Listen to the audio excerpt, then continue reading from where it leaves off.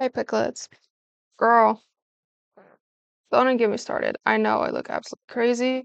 Trust me, I feel it too. Yeah, it's been a crazy ass day. Um, actually, let me tell you a little bit about it. I woke up this morning. I had fencing last night and had to stay over in our fencing city. It's out of town. I had to stay over there because it was a storm and I didn't want to drive home the storm. So I stayed over there and I drove home this morning, which I've always wanted to put like a little bag of clothing in my car, but I've never done it, which is so silly because I needed it yesterday. And I really wish I had it. It was so bad. But anyway, I came over here and then I came home, unloaded the groceries, and then immediately took a bath. Um, when I took up my towel to like dry off, I heard a little crunch. And I was like, oh, what's that? And I pull my towel away, and there's like this big of a spider just sitting there on my towel that I shoved against my cheek. And I really don't like spiders. Like, it's not a phobia, but like, I was throwing up for a good while after that. And this happened this morning. When I just like started bawling, I stopped probably like mid-afternoon because it was just so mad. Anyway, that was such a bizarre, weird scenario. But anyway, whatever. It's fine. We're moving on. We have a beautiful topic today of why the little things matter. And my little thing, keeping me sane, is my little pickle jar. And this looks disturbing on camera, but it's very pretty pink in real life. And it's a cherry mango smoothie. So I'm gonna sip this.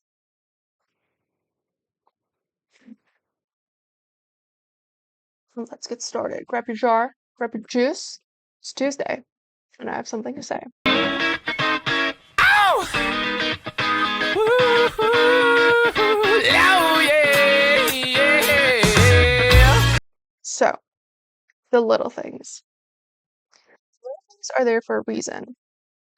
They're not loud or bold, but they're often overlooked. That is, until they malfunction. If if little things cave, everything else falls down beyond it. It's a bold statement, but it's not really that bold, right? It's like salt over your food. It's flavorful. Too much is too much, too little, and you miss it too much. Atomic Habits by James Clear had taken the world by storm in 2018, middle to end 2018. In 2019, COVID hit. We all just ran right through it, and suddenly the world came to a crashing halt, and we could all breathe. When this happened, we realized the importance of little things. The movement, the outdoors, the socializing by the water cooler, the one coworker who's just always there to brighten your day. Perfect. We missed the little things. This book took off mainly in COVID, when everyone started to self-help. Everyone started exercising, taking care of themselves, doing the things they never had time to, and suddenly they did. Everyone started to self-help. And personally, I prefer Surrounded by Setbacks from Thomas Erickson over Atomic Habits, but they're both very good books, and I definitely recommend reading them if you are interested in reading or just want to start again. I think that's a great way to go. The main takeaway from Atomic Habits, though, is tiny changes bring big results. Remember this, because you're going to hear it a lot. So, tiny changes bring big results. One of the beautiful things about habits is habit stacking and like tiny changes bringing big results. So, reading one page a day is better than trying to find 3 hours in your weekly schedule to cram your reading hours. Just putting on your exercising outfit is better than going to the gym if you haven't in like multiple years. Tidying your desk after every day's work is better than deep cleaning your entire home. Tiny changes lead to massive results and massive changes. I'd say I live a pretty healthy lifestyle myself. In college, everyone kind of looked up to me as the girl who has it together, her lifestyle has it together. You could always find me in the kitchen in Sundays, cooking and meal prepping for the week, My projects were always handed in early. I frequently went to the gym. Every Wednesday and Saturday, I was journaling, and there was always a book beside my bed that I was reading. This is all nice and great, but it took me a very long time to get to this point, and I very much needed to alter my life through tiny changes to get these big results. The key is to make it ridiculously easy. That's the sauce to the steak. You have to make it ridiculously easy. Like, so much so that you want to start laughing at how easy it actually is, which is perfect. You need that. Before I started changing my life and altering it, I used to be riddled with anxiety, trying to cram everything in and do it, and just no method really, just trying to force it all into my lifestyle and be this better person just overnight, and magically it didn't work. But after reading this book and after some of my own personal experience, I realized that just doing it is the biggest point right now. Just doing it. I know, do it well, do it proper. Don't just do it and do it half-assed. Like there's no point in that. But do it well, and do it often. That is what happens. Just getting it done is a lot better than trying to perfect it. And for a very ridiculous example out of my own personal life, veggies. Listen, I despise vegetables. There's not really a vegetable that I like, and I don't like eating them. They're not great for me. So, but you need vegetables. It's very healthy for you. It helps you need less supplements and like less medication and everything. So,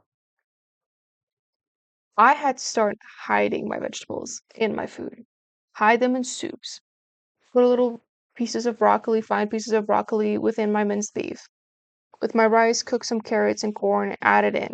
Add some beans to my beef.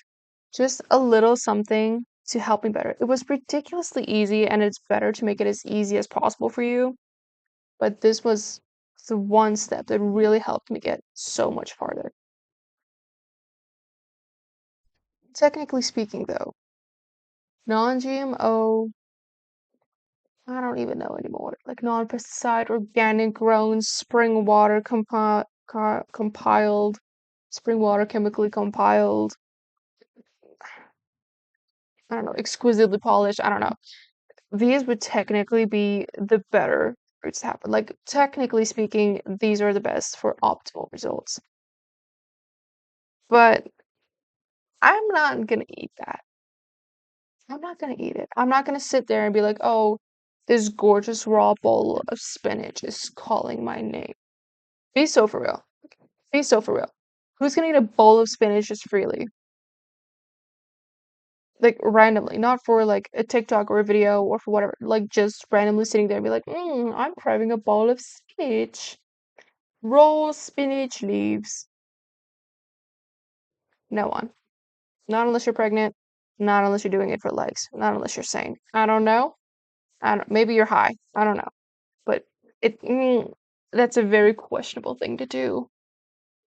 Anyway, just hide it in your food. Hide it in your smoothies. Hide it in your smoothies.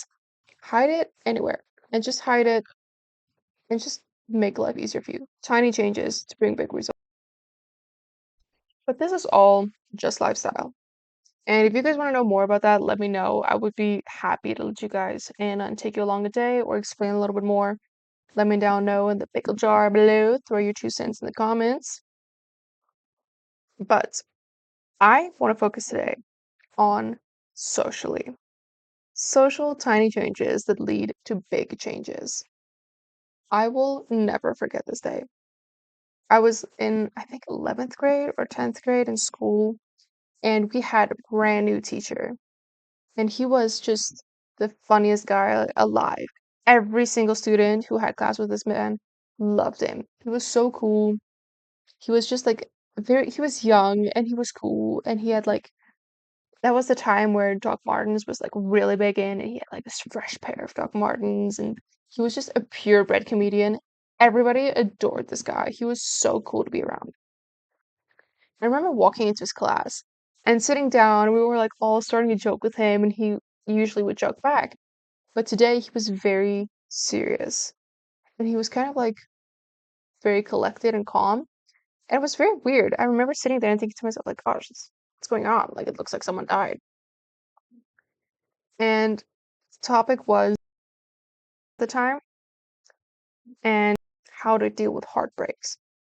And this person said something that will forever stay with me because of how he said it and the day it came with. He said that people will always tell you what they want and what they truly want from you for the first 30 seconds of the conversation. People always tell you the most honest, basic truth. You just have to listen. And this is, I feel to me like this is a very common thing, and then everyone kind of like thought this and this is old news, but still, it's not. Because I catch myself stepping in that ding dang little trap every single day. So, it's actually so bad. It's kind of embarrassing. But genuinely, like people tell you what they want and what they say. They're honest. Joke is never just a joke. There's always truth behind a joke. One of my favorite comedians, John Crist, actually explained in one of his interviews that a lot of his jokes and the comedy that he brings to the table, as well as that he's seen with other comedians, they're actual insecurities and truths. They're very uncomfortable truths. Just no one has said it before. That's why it's funny. It's funny because no one said it and no one had like the guts to say it. But he said it. And that's what makes it funny. And they kind of joke about it. They know how to deliver it, which is probably the most important part of being a comedian. But that is something to remember. People always say the most important things. Here's the truth. My sweetest little piglet. If she's bailing on your coffee date, she's gonna bail for your wedding day. Accidents happen, and I do feel like you should take this as a rule of thumb for like more than twice or three times. Then you should know, like, listen, it's not a lifestyle problem. It's a they don't think you're important enough problem. This. And unfortunately, people just don't clock it until you shove it in their face that you're not just something to be thrown around. If they won't show up for your birthday, they're not going to show up for your wedding or your funeral or your birth or when you're stuck on the side of the road. Subtle remarks tell you how they really feel. Sly comments or mildly insulting jokes or even the eye rolls and scoffs tell you where their head is really at. The truth will always come out in a way that is just raw in your throat. You have to just catch it first. So, when people tell you how they really feel, believe them and listen to them. You hear what I'm saying? So, don't ask, don't ask, why are you like this? Why would you do that? Don't even confront them, girl. Because if they couldn't say it to your face, be like, hey, I don't want to be around you, but I'm gonna pretend and enjoy being around you. They're not gonna take this. They're not gonna take this seriously. And honestly, my sweetest piglet, there's just a better life for you out there. It is better to just ignore it and move on. Just slowly phase them out. Don't forget your gut. Your gut knows best. Follow your gut, follow your intuition, believe it. If the vibe's off, your gut is telling you something, and you should probably listen to it. In my previous video, Dreams and Disbelievers, I did discuss what happens when your support group malfunctions and when things become a little bit more difficult. You're more than welcome to check it out. And in that video, you would also have heard me say that you should not be entertainment for your friends. You are their friend, and they are not only supposed to take you seriously, but your life, your goals, your happiness, your dreams, your boundaries, this is not a laughing matter. This is not a joke. It's not funny. It's your life. It's your soul. It's your heart. It's your identity in the physical realm. It's not funny. And this is very important to know. People will really show you how it goes. In this video, I discuss it more in depth. You're more than welcome to check it out. Your friends should genuinely like you. They should like spending time with you and they should like being around you. This is, it feels very common and obvious to say, but so many people use politeness as a mask. It is genuinely disturbing. They'll use it as a mask to just hide behind and then scoff behind your back, gossip behind your back. Just, honey, babe, Piglet, my love, sweet angel dear. These people do not like you. They hate you. And they just don't have the pickles to say it. So you have the pickles and you say it for them. A bunch of teensy tiny itty bitty little negative remarks will inevitably get to you. And it sucks saying this, but genuinely your environment is so important to you and the people you surround yourself with is so important. You need to have that space. You need to have a healthy, positive space. These remarks will get to you and they will unfortunately. It also tends to sneak up on you, and oftentimes you won't even hear it until it's too late, which genuinely sucks. So just hear it the first time, listen for these things, notice it, and you don't need to immediately act, but store it. And inevitably, your brain will be like, this is happening a little bit too much right now. This person is saying this too much right now. This is going too much right now. It's it's building up. Something's off, and you will pick it up.